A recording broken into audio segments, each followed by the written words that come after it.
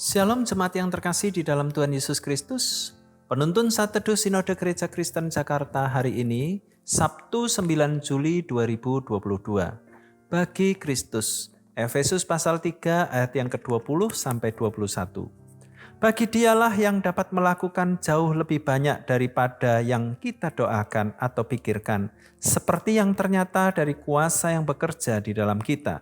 Bagi Dialah kemuliaan di dalam jemaat dan di dalam Kristus Yesus turun-temurun sampai selama-lamanya. Amin. Saya heran dengan tingkah seorang jemaat yang kalau doksologi selalu keluar dengan tergesa-gesa. Setiap minggu ia melakukan hal itu, sehingga ia tidak mengikuti ibadah sampai selesai. Lucunya, setiap doksologi ia selalu keluar. Saya pun bertanya kenapa ia melakukan hal itu.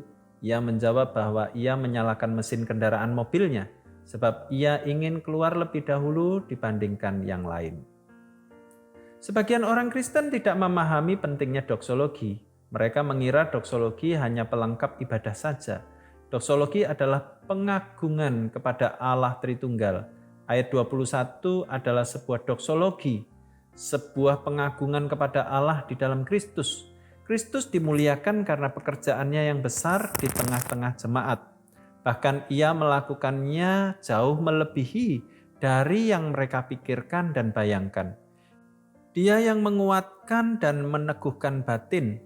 Dalam dunia yang penuh persoalan ini, batin orang percaya bisa saja berguncang. Namun Yesus Kristus dengan kuasa Roh Kudus-Nya menguatkan mereka. Ia mengaruniakan kasih dalam hati jemaat. Ia mengaruniakan mereka pemahaman akan betapa luas, panjang, tinggi, dan dalam kasih-Nya. Sesungguhnya hidup dalam dunia yang penuh tantangan dan penderitaan, komunitas Kristen perlu menumbuhkan dan menyatakan kasih.